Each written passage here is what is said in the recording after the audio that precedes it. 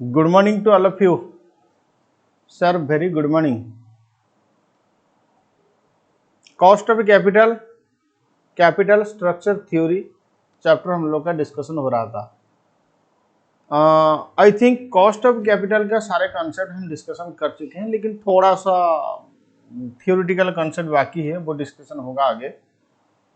लेकिन practical aspect के लिए जितना भी कॉन्सेप्ट ज़रूरत था सारे कॉन्सेप्ट में डिस्कशन कर चुका हूँ।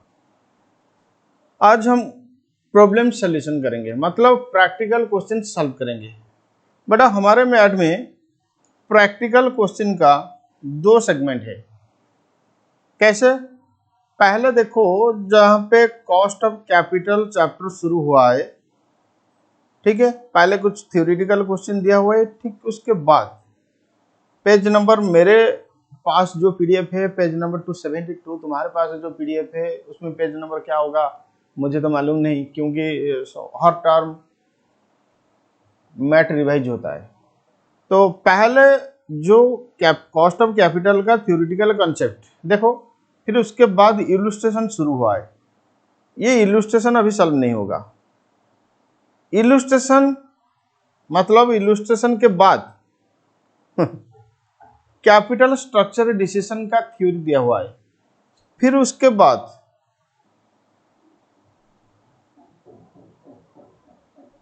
इलुस्ट्रेशन चलेगा, कंटिन्यू होगा। इसका मतलब पहले जो इलुस्ट्रेशन था वो कॉस्ट ऑफ कैपिटल का, फिर अभी जो इलुस्ट्रेशन हो रहा है बाय इलुस्ट्रेशन आ रहा है ये कैपिटल स्ट्रक्चर थ्योरी का। फिर उसके बाद दे क्वेश्चन बैंक का एक सेगमेंट है। ये जो क्वेश्चन बैंक का सेगमेंट है ये तुम्हारे पास्ट एग्जामिनेशन का क्वेश्चन, सीए, सीएमए, सीएस का। तो सबसे पहले हम सारे प्रॉब्लम सॉल्व करेंगे, मतलब क्वेश्चन बैंक से पहले प्रॉब्लम शुरू करेंगे, सॉल्व करेंगे, फिर उसके बाद इलुस्ट्रेशन सॉल्व करेंगे। इलुस्ट्रेशन थोड़ा सा इजी लेवल का है, वो तुम सॉल्व कर सकते हो। तो इसीलिए इसका मतलब ये नहीं कि मैं सॉल्व नहीं करूंगा, मैं गाइड नहीं करूंगा, फिर भी पहले मैं यही मतलब प्रॉब्लम को प्रेफरेंस दूंगा। चलो फटाफट प्रॉब्लम 1 रीड करो। The following is the capital structure of siemens company आज 31 दिसंबर 2008। बेटा कैपिटल स्ट्रक्चर का मतलब होता है कितना इक्विटी, कितना डेब्ट, कितना प्रेफरेंस, ये जो कॉम्बिनेशन है ना, इसको कहते हैं कैपिटल स्ट्रक्चर। ये कॉम्बिनेशन को कहते हैं कैपिटल स्ट्रक्चर। ठीक है, ओके। अभी जो प्रेजेंट कैपिटल स्ट्रक्चर के हिसाब से तुम्हारा equity share 10,000 equity share, face value 100 रुपया, तो कैपिटल हो रहा है 10 lakh. 10% preference share, face value 100 रुपया, कैपिटल हो रहा है 4 लाख। 12% डिवेंचर 6 लाख, तो तुम्हारा total capital 20 lakh. Sorry, the market price of the company share is ₹110। Company का जो इक्विटी शेयर है ना, उसका market price 110 and is expected that A dividend of ₹10 पर share will be declared for the year 2008। बेटा ये 31 दिसंबर 2008 का ये कह रहा है कि एक्सपेक्टेड दैट, मतलब हम यही उम्मीद कर रहे हैं कि डिविडेंड डिक्लेयर होगा। क्या मैं बोल सकता हूं कि ये डिविडेंड ऑलरेडी डिक्लेयर्ड या टू बी डिक्लेयर्ड? बोलो। ये जो डिविडेंड, ये जो लैंग्वेज यूज कर रहा है क्वेश्चन, ये लैंग्वेज के हिसाब से ये डिविडेंड ऑलरेडी डिक्लेयर्ड या टू बी डिक्लेयर्ड? फटाफट बोलो सर, ये डिविडेंड टू बी डिक्लेयर्ड। हाँ, अगर डिविडेंड ऑलरेडी डिक्लेयर्ड उसको D0 कहते हैं, अगर डिविडेंड टू बी डिक्लेयर्ड उसको D1 कहते हैं। तो ये D1 10 रुपया। The dividend growth rate is 6%. The dividend growth rate is 6%. Okay. हाँ, डिविडेंड ग्रो करेगा 6%। बेटा D0 या D1 ये केयरफुली समझना कि अगर D0 होगा वो फिर से ग्रो करेगा तो जाके D1 मिलेगा, अगर D1 तो ऑलरेडी वो ग्रो हो चुका है। ठीक है, एक पॉइंट मैंने जब प्रैक्टिकल कॉन्सेप्ट डिस्कशन किया था स्पेशल क्लासेस याद है, मैंने बताया था कि ये स्पेशल क्लासेस डिविडेंड पॉलिसी के लिए भी, कॉस्ट ऑफ कैपिटल के लिए भी। हाँ, अगर याद नहीं तो रिवाइज करो, फिर से एक क्लास करो। तो ये dividend, sorry D1, if the company is in 50% tax bracket, मतलब 50% tax rate, compute the weighted average cost of capital. Thanks God वो इंडिविजुअल कॉस्ट ऑफ कैपिटल नहीं मांगा, वो क्या मांगा, weighted average cost of capital. आप बोलेंगे सर क्या बड़ी बात है, weighted average cost of capital के लिए इंडिविजुअल कॉस्ट ऑफ कैपिटल तो कैलकुलेशन करना पड़ेगा ना। बोलो हाँ या ना, हाँ सर। तो ना मांगने से क्या होगा, weighted average cost of capital के लिए हमें individual cost of capital calculation करना पड़ेगा, फिर उसके बाद वेट कैलकुलेशन करना पड़ेगा, फिर उसके बाद जो मैंने फॉर्मेट या टेबल बताया था वो टेबल के हिसाब से weighted average cost of capital calculation करना पड़ेगा। बोलो हाँ। पॉइंट नंबर बी कह रहा है कि assuming that in order to finance an expansion plan, मतलब हम एक्सटेंड करेंगे हमारा बिजनेस को। अगर तुम्हारा बिजनेस को तुम एक्सटेंड करोगे तो डेफिनेटली तुम्हें एडिशनल कैपिटल जरूरत होगा। जब तुम एडिशनल कैपिटल के लिए, जब तुम एडिशनल फंड के लिए weighted average cost of calculation करोगे, उसको कहते हैं मार्जिनल कॉस्ट ऑफ कैपिटल। याद आया, बोलो हाँ या ना, हाँ sir. Assume that in order to finance an expansion plan, the company intends to borrow a fund of 10 lakh. Company additional borrowing लेना चाहता है 10 लाख का, जिसमें 14% rate of interest. What will be the company's revised weighted average cost of capital? बेटा ये कह रहा है कि revised weighted average cost of capital, this financing decision is expected to increase dividend from 10 to 12 per share. However, the market price of equity share is expected to decline from 110 to 105. बेटा ये question आया था CA नवंबर 1999 में। Sir इतना पुराना, बेटा old is gold. हमेशा मैं यही लाइन बात को पसंद करता हूं कि हमेशा ओल्ड इज गोल्ड। तो जितना पुराना क्वेश्चन सॉल्व करोगे उतना कॉन्सेप्ट का क्लैरिटी आएगा, ये मेरा मानना है। चलो इसको सॉल्व करते हैं।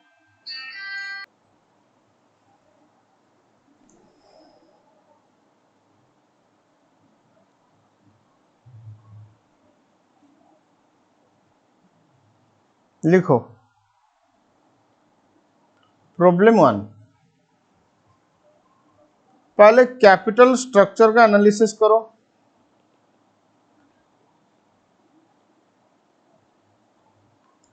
सर ये 31 दिसंबर 2008 में। हाँ,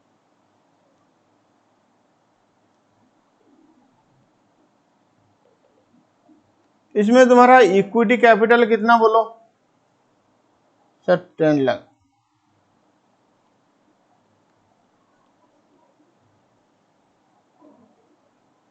प्रेफरेंस कैपिटल कितना सर, 4 लाख।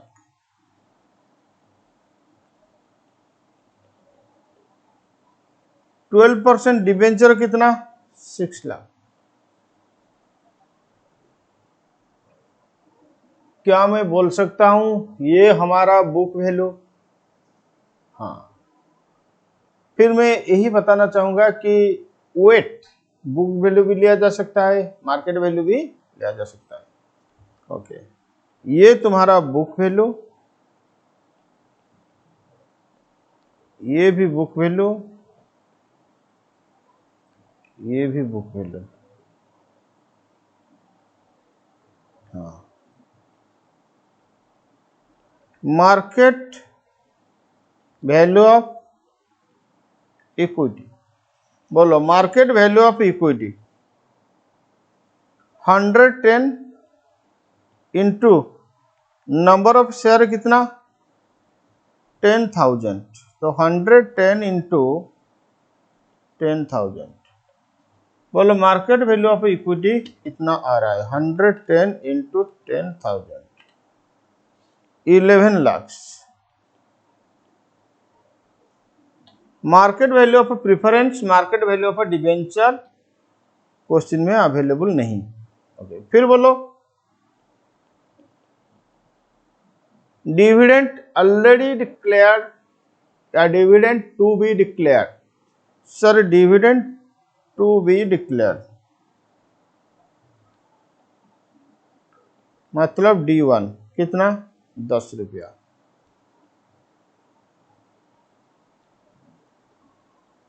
ग्रोथ रेट कितना 6%। हमें क्या कैलकुलेशन करना पड़ेगा? Weighted average cost of capital. तो पहले हम इंडिविजुअल कॉस्ट ऑफ कैलकुलेशन करेंगे, individual cost of capital calculation करेंगे, फिर उसके बाद weighted average cost of calculation capital. तो लिखो पहले calculation of individual cost of capital.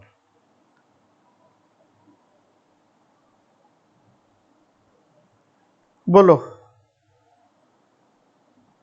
मैंने बताया था कि P0 equal to D1 divide by KE minus G। Sir कब बताए थे? बड़ा रिवीजन करो, याद आएगा कि कब मैंने बताया था। हाँ, मैं बार बार बोलना पसंद नहीं करता हूं, एक बार बोल दिया वो फाइनल, याद रखना पड़ेगा, रिवीजन करना पड़ेगा। बिना रिवीजन में तुम हमारा क्लास को आगे लेके नहीं जा सकते हो। तो मैंने बताया था कि P0 equal to D1 divide by KE minus G। तो KE इजिकल टू क्या होगा बोलो? KE का मतलब cost of equity, D1 divide by P0 plus G। अब बोलो D1 कितना 10 रुपया, P0 का मतलब मार्केट प्राइस, P0 का मतलब मार्केट प्राइस। बोलो मार्केट प्राइस कितना 110 प्लस G कितना? Sir G 6%। बेटा इसको पहले परसेंटेज में कन्वर्ट करना पड़ेगा, नहीं तो तुम्हारा सोल्यूशन रॉन्ग आएगा, गलत आएगा डेफिनेटली। क्यों बेटा? ये परसेंटेज में तो परसेंटेज के साथ परसेंटेज ऐड होगा। अगर ऐसा नहीं होगा, मैं तुम्हें एक सवाल पूछ रहा हूं, 10 रुपया प्लस 10 kg, बोलो कितना होगा? सर 20, लेकिन नोटिफिकेशन क्या रहेगा, रुपी या केजी? सर 20 रुपये केजी? नालायको, ऐसा नहीं होता है। तो इसीलिए परसेंटेज के साथ परसेंटेज ऐड करने के लिए दोनों को पहले परसेंटेज में कन्वर्ट करना पड़ेगा। बोलो कैसे परसेंटेज कन्वर्ट होगा? 10 डिवाइड बाई 110 इंटू 100 प्लस 6%। बोलो 10 डिवाइड बाई 110 प्लस 6, ये 15.09% आ रहा है, 15.09% आ रहा है तुम्हारा कॉस्ट ऑफ इक्विटी। नेक्स्ट लिखो कॉस्ट ऑफ प्रिफरेंस शेयर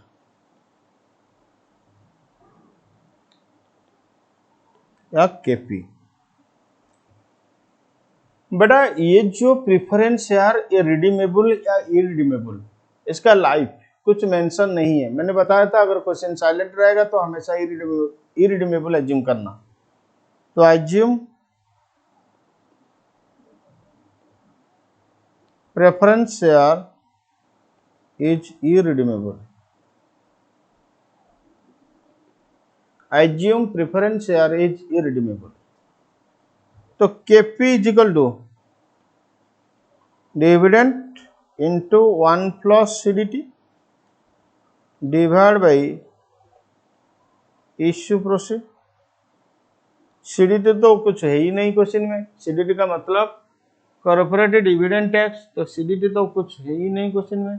तो इसीलिए डिविडेंड 100 रुपया फेस वैल्यू 10% डिविडेंड, तो 10 रुपये का डिविडेंड आएगा। इश्यू प्रोसीड, क्या ये डिस्काउंट में इश्यू होगा या पार में इश्यू होगा या प्रीमियम में इश्यू होगा, क्वेश्चन में मेंशन नहीं है, इसीलिए ये पार में इश्यू होगा। 100 इंटू 100 करना पड़ेगा 10%। कॉस्ट ऑफ डिवेंचर, बड़ा डिवेंचर रिडीमेबल या रिडीमेबल क्वेश्चन, इरिडीमेबल क्वेश्चन में साइलेंट मतलब मेंशन नहीं है, तो अज्यूम करना पड़ेगा डिवेंचर इज इरिडीमेबल। तो अज्यूम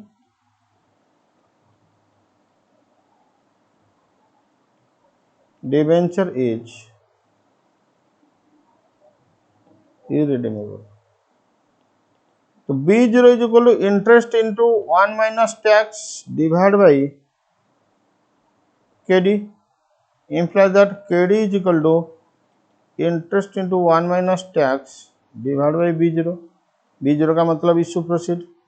बोलो 6 लाख का फेस वैल्यू 12% इंटरेस्ट रेट, तो कितना आएगा इंटरेस्ट? सर इंटरेस्ट आएगा 72,000 into 1 minus 50% tax rate divide by issue proceed, तो 6 लाख ही होगा, इंटू 100, ये तुम्हारा आएगा 6%। ठीक है, ऐसे भी कर सकते हो, KD is equal to rate of interest into 1 minus tax, तो rate of interest 12% into 1 minus 50% is equal to 6%। लेकिन ये जो फॉर्मूला है ना, rate of interest into 1 minus tax, ये हमेशा नहीं लगेगा। अगर मैच्योरिटी वैल्यू, इश्यू प्रोसीड, ये सब क्वेश्चन में मेंशन नहीं है तो ये फॉर्मूला लगेगा। चलो, ये हो गया इंडिविजुअल कॉस्ट कैलकुलेशन। अब हम कैलकुलेशन करेंगे weighted average cost of capital. तो लिखो calculation of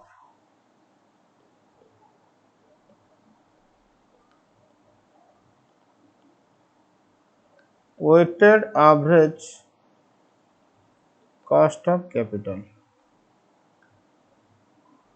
calculation of weighted average cost of capital. ठीक है, देखो हम बुक वैल्यू वेट भी ले सकते हैं, मार्केट वैल्यू वेट भी ले सकते हैं। पहले book value weight. Book value weight मतलब बुक वैल्यू को वेट के हिसाब से लेकर weighted average cost of capital हम कैलकुलेशन करेंगे। तो कैपिटल में तुम्हारा इक्विटी, फिर प्रेफरेंस, फिर डिवेंचर। कॉस्ट 15.09%, 10%, ये तुम्हारा 6%। वेट, चलो वेट तो नहीं, पहले वैल्यू लिखेंगे, book value.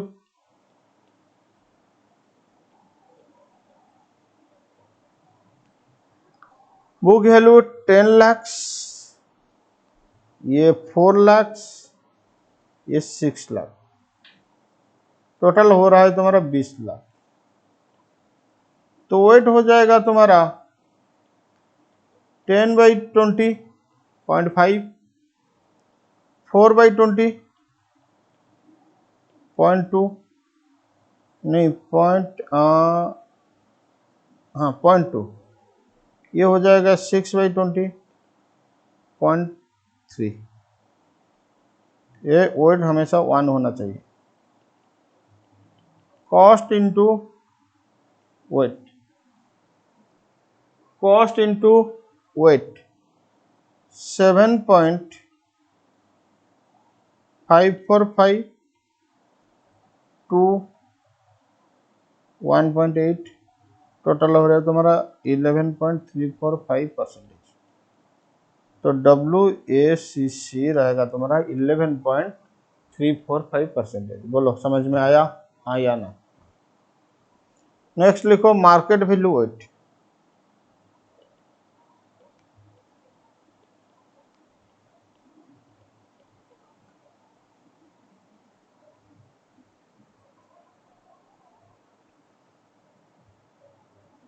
Market value weight, अच्छा कैपिटल,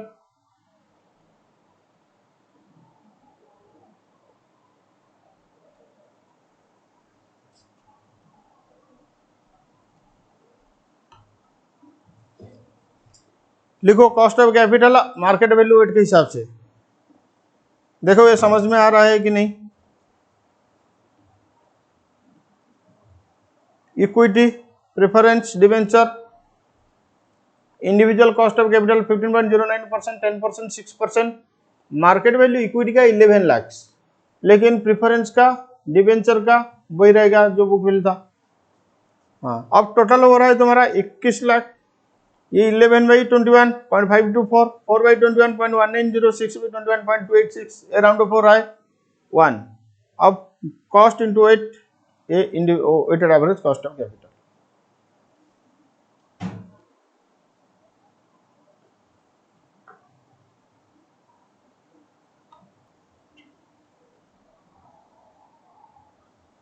नेक्स्ट लिखो point number B. Point number A हो गया. अब न्यू बोरोइंग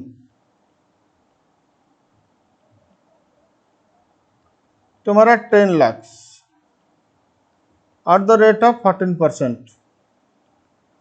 यहाँ पे बच्चे लोग बहुत सारे स्टूडेंट्स गलती करते हैं कि वो marginal cost of capital calculation कर देते हैं, लेकिन क्वेश्चन का लैंग्वेज को ठीक से पढ़ना पड़ेगा.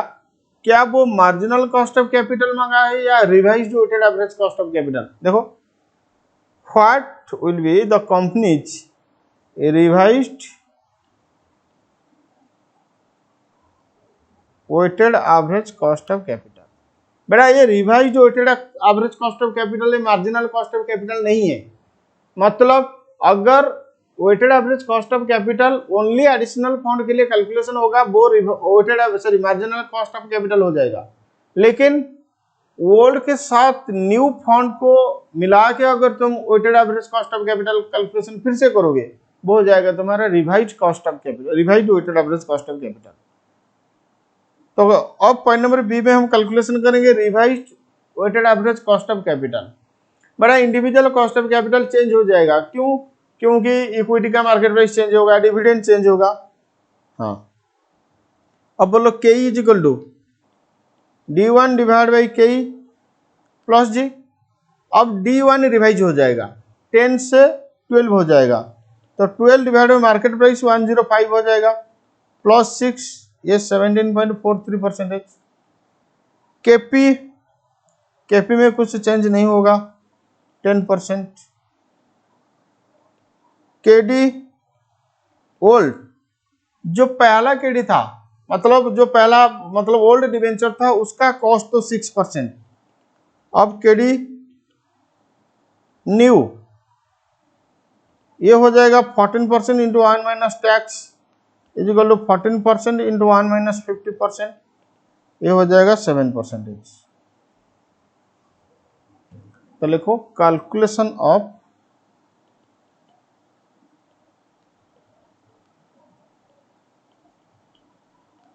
Revised cost of capital. Calculation of revised cost of capital. अब रिवाइज्ड कॉस्ट ऑफ कैपिटल हम कैलकुलेशन करेंगे. Capital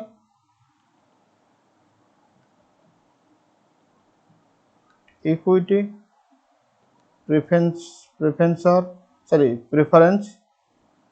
debenture old debenture new. Cost 7.43%, ये 10%, ये 6%, ये 7%. अब बोलो मार्केट वैल्यू लोगे या बुक वैल्यू. मार्केट वैल्यू भी ले सकते हो, बुक वैल्यू भी ले सकते हो. तो बुक वैल्यू में 10 लाख, ये हो जाएगा तुम्हारा 4 लाख, ये 6 लाख, ये 10 लाख, टोटल हो जाएगा तुम्हारा 30 लाख. वेट 10/30, 4/30, 6/30, 10/30. तो 10/30.33, 4/30.13, 0.2, 0.34, ये 1. कॉस्ट इंटू वेट, अब कैलकुलेशन करो, ये 10.6319% आएगा WACC. अगर ये 10.6319 गलत है तो तुम्हारा जो आ रहा है तुम लिखो, तुम भी गलत हो सकते हो. Next market value wait.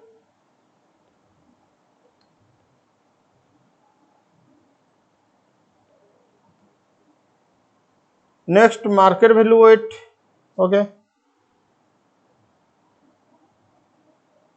Capital में इक्विटी, प्रेफरेंस, डिबेंचर, ये ओल्ड, डिबेंचर न्यू। बेटा इसको न्यू बोरोइंग भी कह सकते हो। चलो,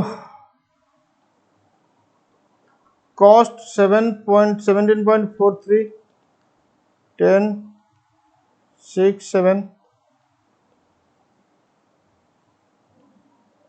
मार्केट वैल्यू 11 लाख, नहीं, हाँ ये गलत था। अब मार्केट वैल्यू चेंज हो जाएगा, 105 इंटू 10,000,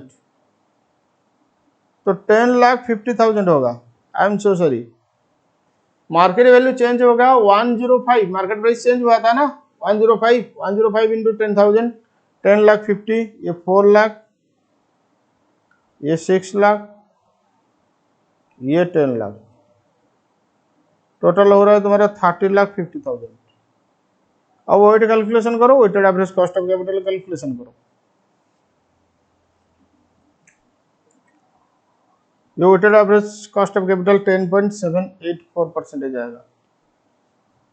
निकालो, खुद निकालो।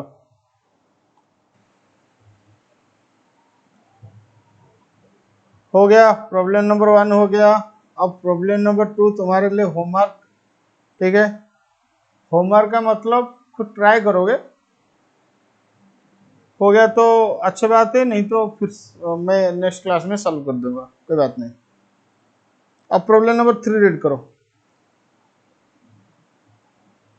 CAMJC Limited has the following book value capital structure as at 31st March 2009. Equity capital 2 lakh share, 40 lakh, मतलब 20 रुपया फेस वैल्यू, नहीं 40 लाख डिवाइड बाई 2 लाख, हाँ 20 रुपया। 11.5% preference share 10 lakh, 10% debenture 30 lakh, total capital तुम्हारा 80 लाख। ये तुम्हारा existing book value. The value the equity share of the company sell for ₹20, market price भी 20, क्योंकि सेल हो रहा है 20 में। It is expected that the company will pay next year a dividend of ₹2 per equity share. Next year dividend payment होगा, इसका मतलब है D1, which is expected to grow at the rate of 5% per annum forever. Assume a 35% corporate tax rate required. Compute weighted average cost of capital of the company based on the existing capital structure. Compute the new WACC. But a new WACC, if the company raise an additional 20 lakh debt by issuing 12% debenture, अगर 12% debenture मतलब additional 12% debenture हम issue करेंगे 20 लाख का, ये existing capital structure change हो जाएगा, मतलब जो आपका WACC था वो रिवाइज हो जाएगा। ये जो न्यू WACC बोल रहा है, ये तुम्हारा रिवाइज WACC, ये मार्जिनल कॉस्ट ऑफ कैपिटल नहीं। This will result in increase in the expected equity dividend to ₹2.4 and leave the growth rate unchanged, but the price of equity share will fall to ₹16 per share. Comment on the weights in the computation of weighted average cost of capital. ये CA inter में 2003 में आया था। बेटा ये जो अभी problem number 1 मैंने सॉल्व किया, ये प्रॉब्लम नंबर 1 के साथ बिल्कुल बराबर, मतलब सेम है, फिर भी मैं इसको सॉल्व कर रहा हूँ।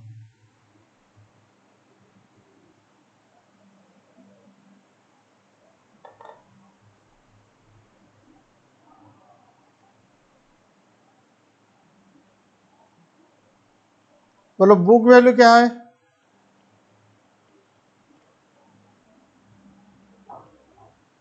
इक्विटी तुम्हारा 40 लाख,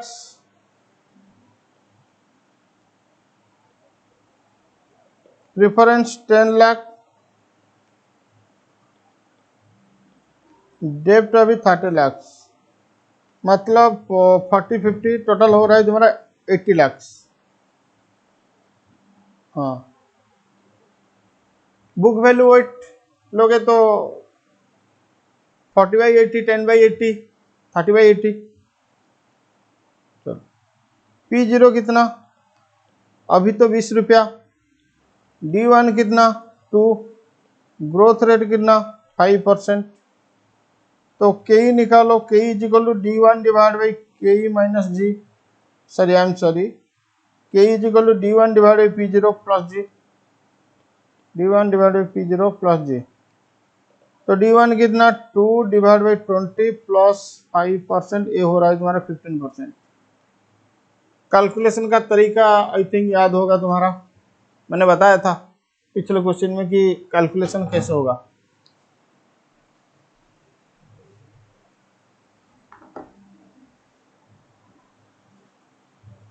केपी 11.5%, केडी तुम्हारा होगा rate of interest into 1 minus tax is equal to 10 into 1 minus 35%, ये 6.5%। बहुत सिंपल। चलो, कैलकुलेशन ऑफ WACC।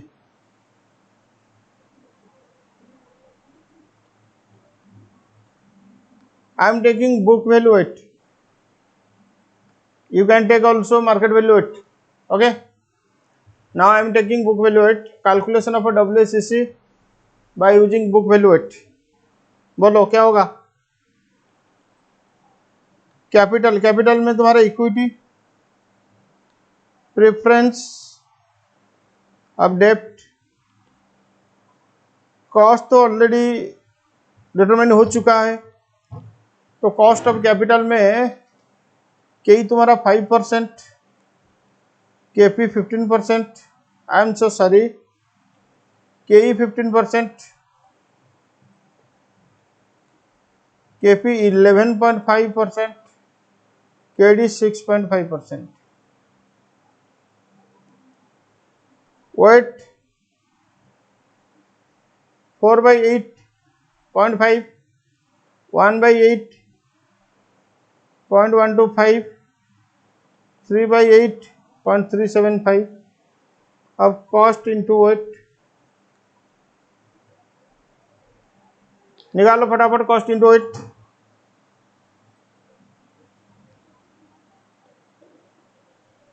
सेवन 1.4375,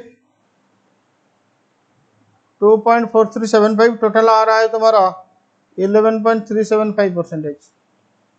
ये WACC।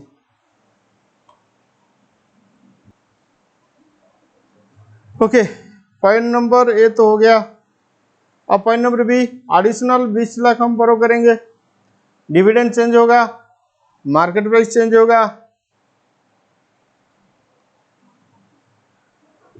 Calculation of revised cost और weighted average cost of capital.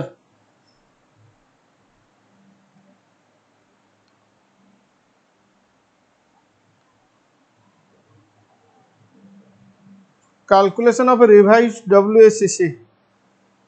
अब बोलो न्यू कैपिटल स्ट्रक्चर क्या होगा।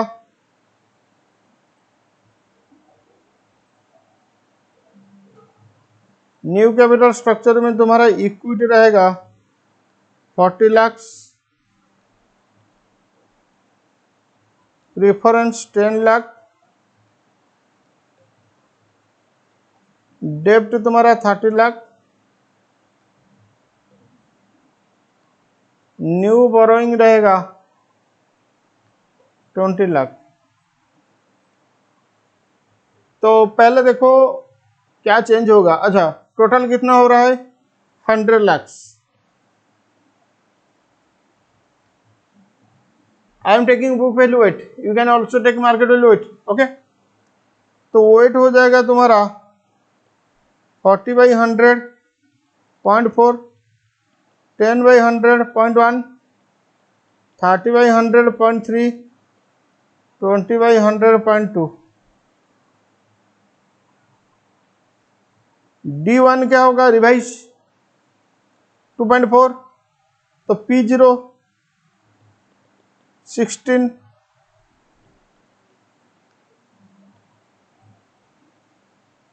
रिवाइज D1 हो जाएगा 2.4, तो KE हो जाएगा 2.4 डिवाइड बाई 16 प्लस 5%, ए आ रहा है तुम्हारा 20%।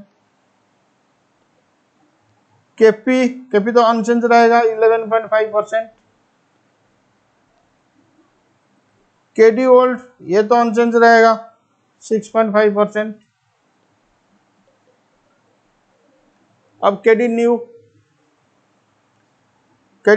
न्यू का रेट ऑफ इंटरेस्ट कितना, 12% into 1 minus 35%, 7.8%।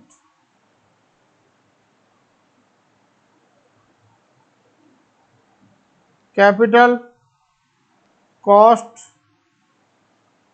Wait, cost into weight, capital cost weight, cost into weight. Capital में तुम्हारा equity 20%, 8.4, preference 11.5%, 0.1,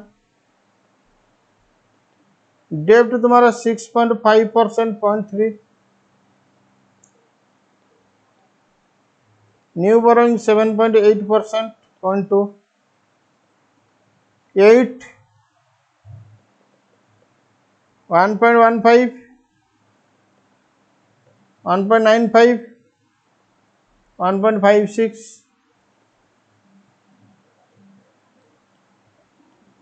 रिवाइड WCC 12.66%।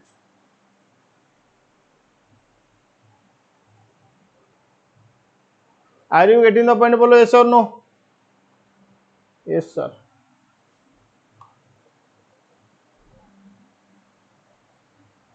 Comment on the weight in the computation of weighted average cost of capital। बेटा ये बात लिख देना कि wait market value भी लिया जा सकता है, बुक वैल्यू भी ले सकते हैं। मार्केट प्राइस वेट ज़्यादा प्रिफरेबल, लेकिन हमने इस क्वेश्चन में बुक वैल्यू वेट लिया था। ठीक है, आप बोलेंगे सर अब क्यों बुक वैल्यू वेट लिए थे, इस क्वेश्चन में अगर मार्केट वैल्यू वेट लेंगे तो क्या गलत होगा। बेटा ये तो एग्जाम का क्वेश्चन, यहाँ पे लिखा हुआ है कि compute WACC based on the existing capital structure, मतलब you have to use book value weight. अगर इस क्वेश्चन में तुम मार्केट वैल्यू वेट लेकर कैलकुलेशन करोगे तो तुम्हारा आंसर गलत हो जाएगा। तो पहले देखना पड़ेगा क्या क्वेश्चन कह रहा है कि बुक वैल्यू वेट लेने के लिए। अगर क्वेश्चन कह रहा है कि बुक वैल्यू वेट लेने के लिए तो तुम्हें बुक वैल्यू वेट लेना पड़ेगा। अगर क्वेश्चन कह रहा है कि मार्केट वैल्यू वेट लेने के लिए तुम्हें मार्केट वैल्यू वेट लेना पड़ेगा। अगर क्वेश्चन साइलेंट है तो तुम बुक वैल्यू भी ले सकते हो, मार्केट वैल्यू भी ले सकते हो, लेकिन ज्यादा प्रेफरेबल होगा मार्केट वैल्यू वेट। और दैट केस तुम्हें सुइटेबल नोट लिखना पड़ेगा। ठीक है, okay.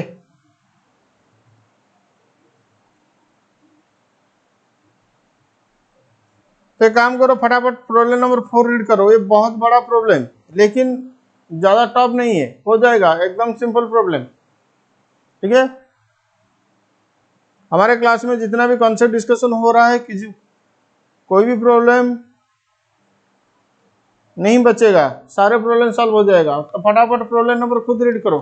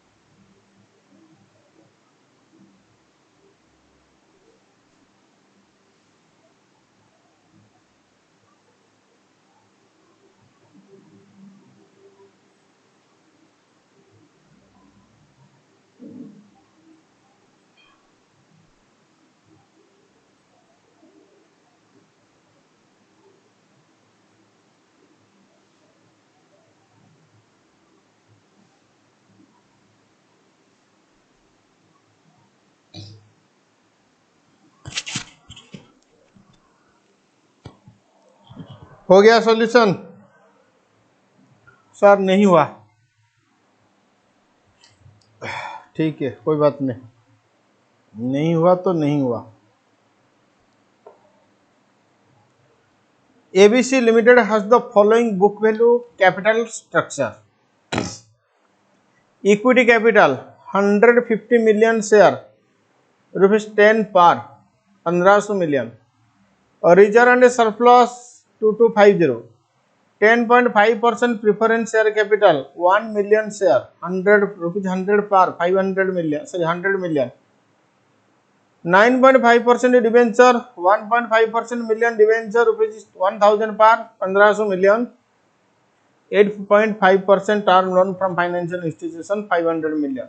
The debenture of ABC Limited are redeemable after 3 years and are quoting at 981.05 per debenture. बेटा ये रिडीमेबल डिवेंचर 3 साल के बाद रिडीम्ड हो जाएगा। अभी इसका इश्यू प्राइस 981.05, क्योंकि प्रेजेंटली वो कोट हो रहा है 981.05, इसका मतलब इसका प्रेजेंट इश्यू प्राइस 981.05 रहेगा।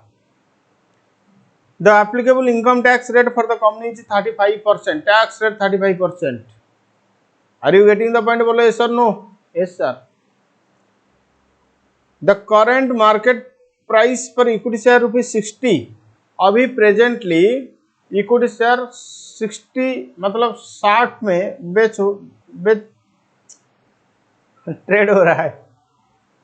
The prevailing default risk free interest rate on 10% on 10 year government of India treasury bond. बेटा ये रिस्क फ्री, याद है कैपिटल एसेट प्राइसिंग मॉडल, एक मॉडल मैंने समझाया था, कई कैलकुलेशन होता था risk free plus beta into RM minus RF। हाँ सर, अगर क्वेश्चन में beta, risk free, market return मतलब RM RF ये सब क्वेश्चन में देगा तो समझ लेना कि capital asset pricing model use होगा। The prevailing default risk free interest rate 5.5%, average market risk premium. बेटा market risk premium word use हो रहा है, प्रीमियम का मतलब RM minus RF। Market return होगा तो RM, रिस्क प्रीमियम होगा तो उसको कहते हैं, सॉरी मार्केट रिस्क प्रीमियम होगा तो उसको कहते हैं RM minus RF। Beta of the company 1.1875। The preferred stock of the company which is redeemable after 5 years is currently selling at 15 per preference share. Calculate weighted average cost of capital using market value weight। बड़ा यहाँ पे market value wait लेना पड़ेगा। अगर तुम्हारा मन हुआ कि सर मैं बुक वैल्यू वेट लूंगा तो तुम्हारा आंसर गलत हो जाएगा, फिर से तुम्हें चांस मिलेगा 6 महीने के बाद। हाँ, तुम्हें फांसी नहीं मिलेगा, ठीक है। डिक्लेयर किया जाएगा कि सॉरी तुम फेल हो गए, फिर 6 महीने के बाद आ जाओ एग्जाम देने के लिए। चलो ये बहुत इजी क्वेश्चन। पॉइंट नंबर आई, पॉइंट नंबर II में बोल रहा है कि मार्जिनल कॉस्ट ऑफ कैपिटल निकालना, तो पॉइंट नंबर II हम बाद में डिस्कशन करेंगे। अभी मार्केट वैल्यू वेट लेकर हम WCC कैलकुलेशन करेंगे।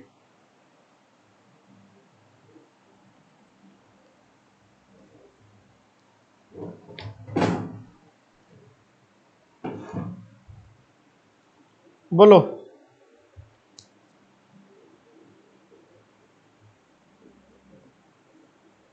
अब बुक वैल्यू क्या है, थोड़ा एनालिसिस करो। इक्विटी तुम्हारा 1500,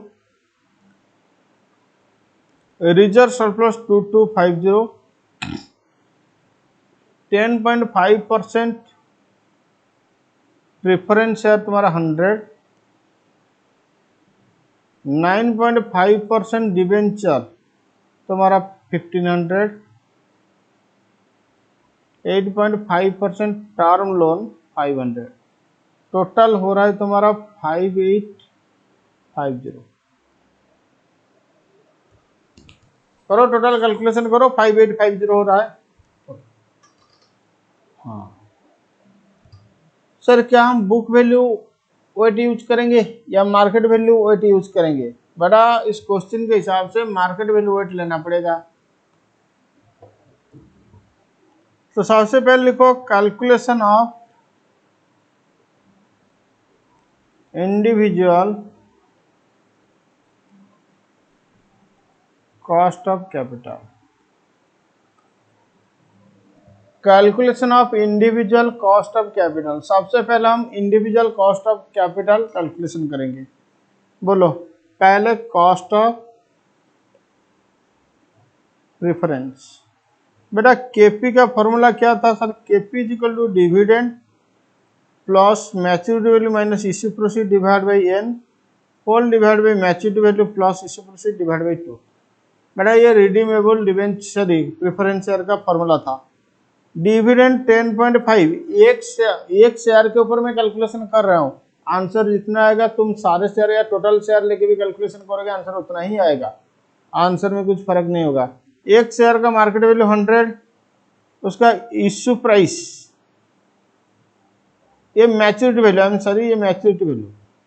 मैच्योरिटी वैल्यू का मतलब पार में रिडीम्ड होगा, तो 100 माइनस अभी market price 98.15 divide by 5 whole divide by 100 plus 98.15 divide by 2, ये आ रहा है तुम्हारा 10.97%। कॉस्ट ऑफ प्रेफरेंस हो गया। नेक्स्ट कॉस्ट ऑफ इक्विटी, ये सीएपीएम लगेगा। As per capital asset pricing model CAPM लगेगा। बोलो सीएपीएम के हिसाब से K is equal to risk free plus beta into R M minus R F. Risk free 5.5% plus beta 1.1875 into R M minus R F 8%, ये 15% आ रहा है। तो cost of preference भी हो गया, कॉस्ट ऑफ इक्विटी हो गया। अब लिखो कॉस्ट ऑफ डिवेंचर।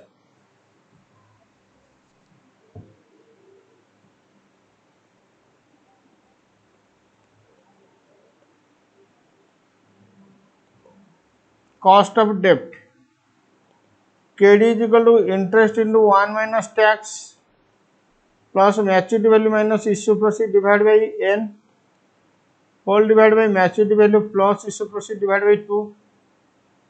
इंटरेस्ट एक डिवेंचर के ऊपर 95 आएगा, interest into 1 minus 35% plus 1000 minus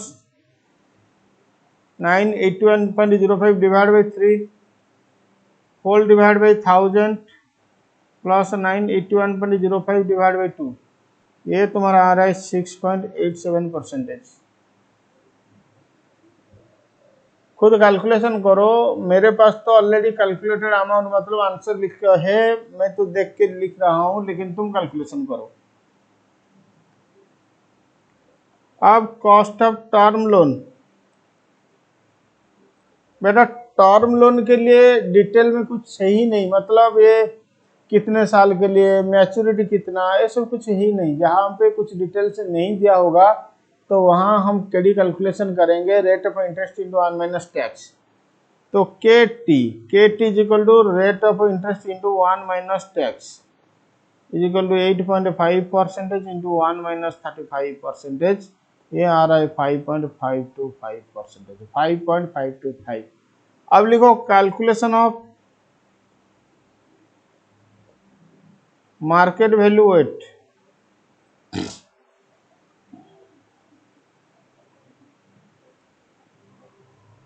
calculation of market value weight. अब मार्केट वैल्यू वेट कैलकुलेशन करना पड़ेगा।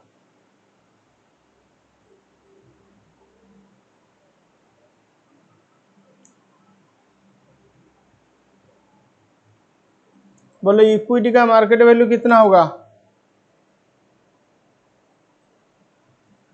150 मिलियन इंटू पर शेयर 60 रुपीज, तो ये 9000 होगा। 150 इंटू 60, बेटा मेरे पास कितना शेयर है? 150 नंबर ऑफ शेयर इंटू एक शेयर का मार्केट प्राइस कितना? 60, तो टोटल मार्केट वैल्यू कितना होगा? 9000। रिजर्व एंड सरप्लस, इसका कोई मार्केट वैल्यू नहीं कैलकुलेशन होगा। क्यों? क्योंकि इसका market value already market value equity में इनकॉर्पोरेटेड है। प्रिफरेंस 1 मिलियन इंटू 98.15, तो 98.15 बेटा प्रिफरेंस शेयर का करंट प्राइस कितना 98.15, ठीक है। तो 1 इंटू 98.15, तो 98. ये 1 मतलब 1 मिलियन। चेक करो question, number of preference share कितना,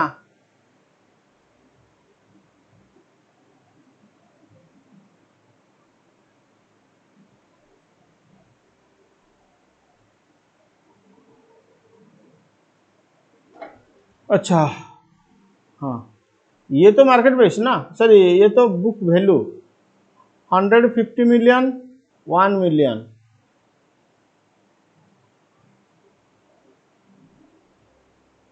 ये 15% नहीं 15 मिलियन।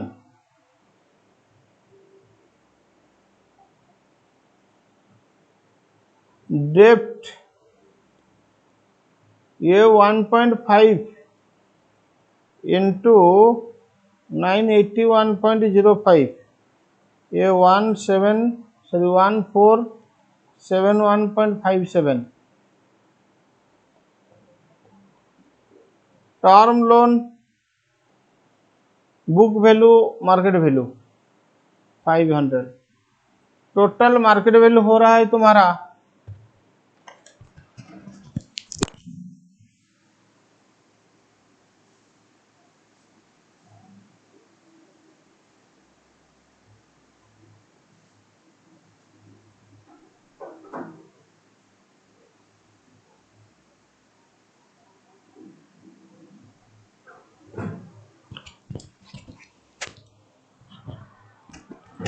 टोटल मार्केट वैल्यू तुम्हारा हो रहा है, जरा कैलकुलेशन करो, 9000 प्लस 98.15 प्लस 1471.57 प्लस 500,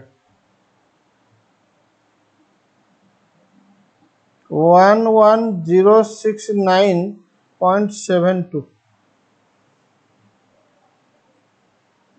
अब वेट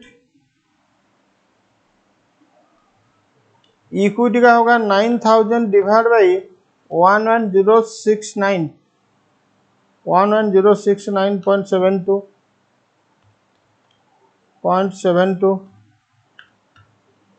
इक्विटी का वेट हो रहा है तुम्हारा 0.813। रिजर्व सरप्लस का कोई वेट नहीं होगा। प्रेफरेंस का वेट होगा 98.15 divide by 11 point something 0.009। Debenture का वेट होगा 0.133। टर्म लोन का वेट होगा 0.045। ये टोटल 1 होगा।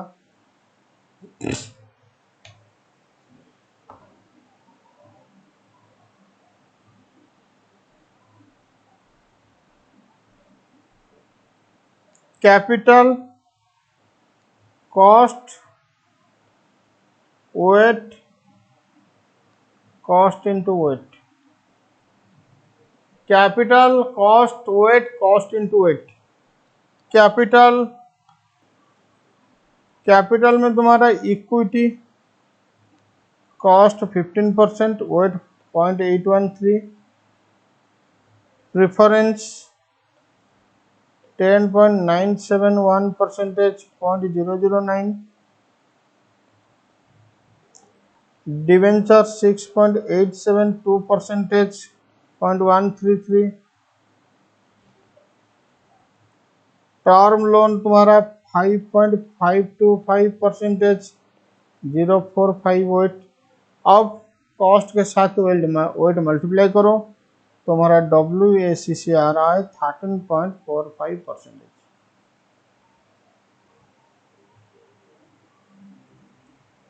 तुम्हारा WACC आ रहा है 13.45%। 2 मिनट का टाइम दे रहा हूँ, इसको रिवाइज करो, फिर उसके बाद हम मार्जिनल कॉस्ट ऑफ कैपिटल का ये क्वेश्चन में मार्जिनल कॉस्ट ऑफ कैपिटल का पॉइंट है, इसको डिस्कशन करेंगे।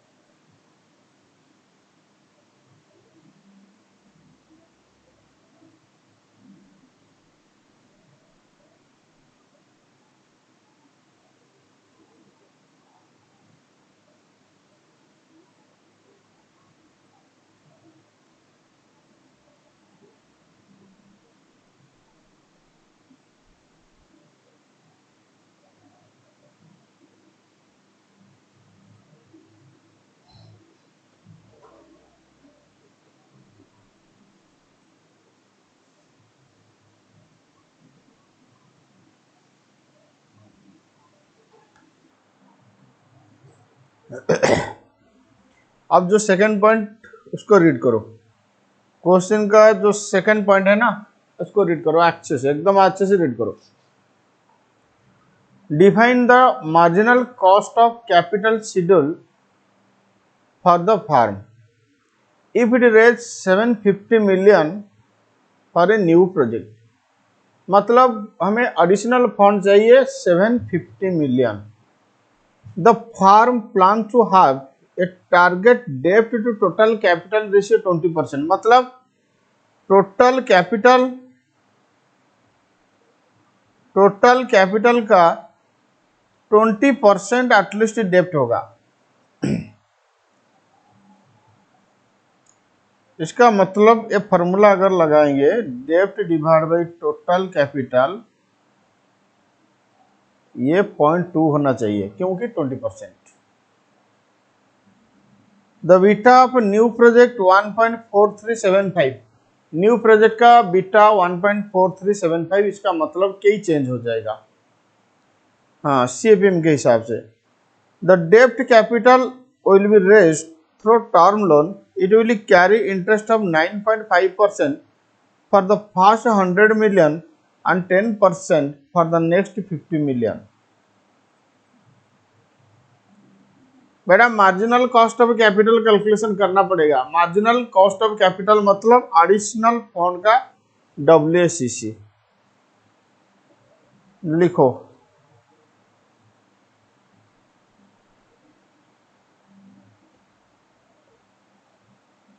Calculation of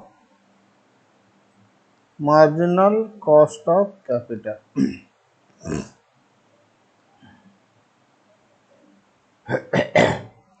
Calculation of marginal cost of capital। New fund या एडिशनल फंड 750, हाँ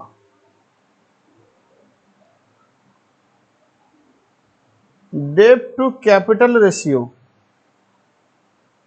20% यानी 0.2, डेब्ट टू कैपिटल रेशियो 20%, इसका मतलब 0.2। तो डेब्ट डिवाइड बाई कैपिटल, कैपिटल का मतलब total capital is equal to 0.2। तो डेब्ट is equal to total capital into 0.2, हाँ टोटल कैपिटल इंटू 0.2।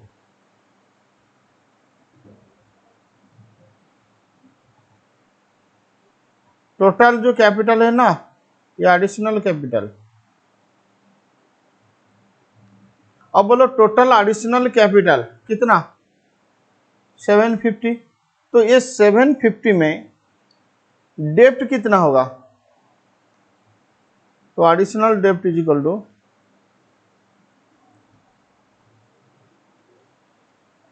750 इंटू 1, नहीं आई एम सॉरी, ये एडिशनल डेब्ट नहीं, डेब्ट is equal to 750 into 0.2 150।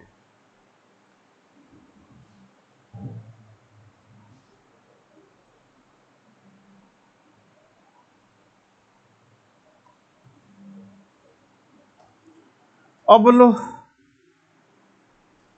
Total additional capital 750 था, इसमें से डेब्ट कितना 150, तो इक्विटी कितना होगा 600। तो इक्विटी कितना होगा 600।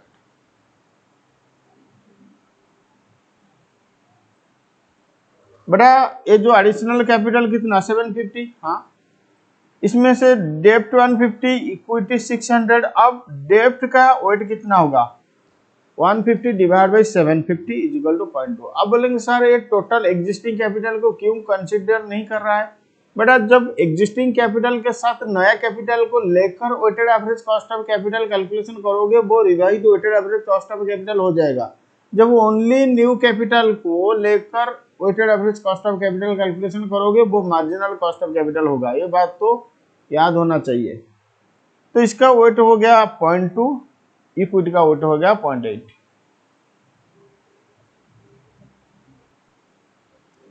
अब जो डेप्ट 150,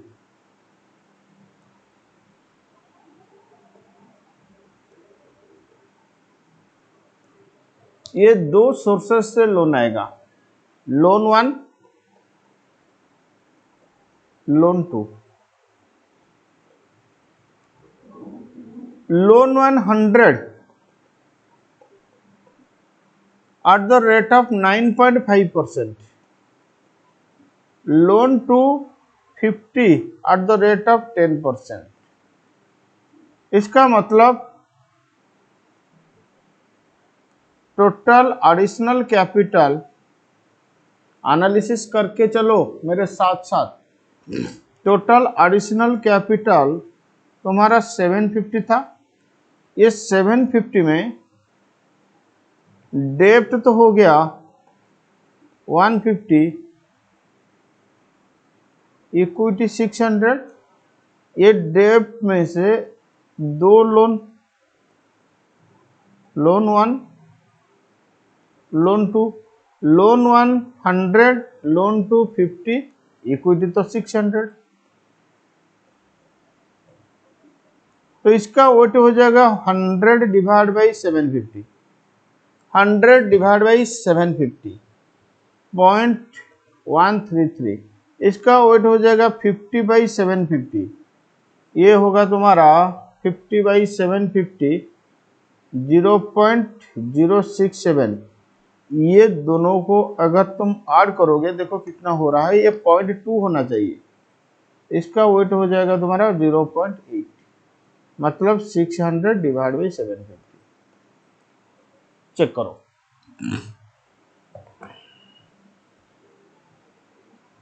ओके,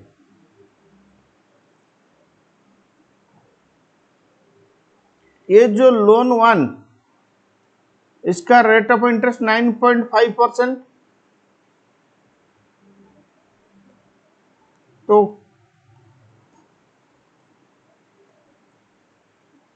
केडी लोन 1 क्या होगा, rate of interest into 1 minus tax, तो 9.5%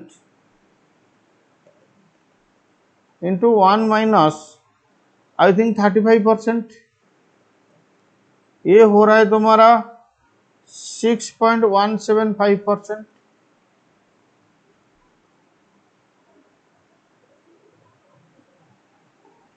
ये जो लोन 2 केडी लोन 2 क्या formula, rate of interest into 1 minus tax, rate of interest तुम्हारा 10% इंटू 1 माइनस 35%, तो हो जाएगा 6.5%।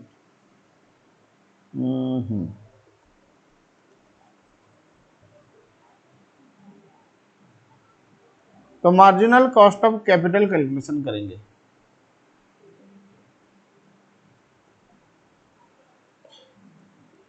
Marginal cost of capital, marginal cost of capital, ये WACC for new fund, new fund 750 के लिए कैलकुलेशन होगा। कैपिटल में इक्विटी, लोन 1, लोन 2, कॉस्ट तुम्हारा 17%, कॉस्ट ऑफ इक्विटी, अच्छा कॉस्ट ऑफ इक्विटी निकालना पड़ेगा, मैं यहीं पे वर्किंग कर रहा हूं। K is equal to risk free plus beta into RM minus RF, risk free 5.5 plus beta change हो जाएगा 1.4375 इंटू 8%, ये 17% आ रहा है, बीटा चेंज हुआ था ना। तो कॉस्ट हो गया तुम्हारा 17%, इसका 6.175%, इसका 6.5%। Weight 0.8, 0.133, 0.067। Weight into cost, weight into cost,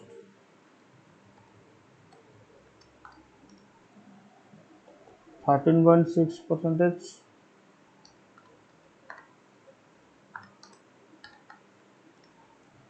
0.82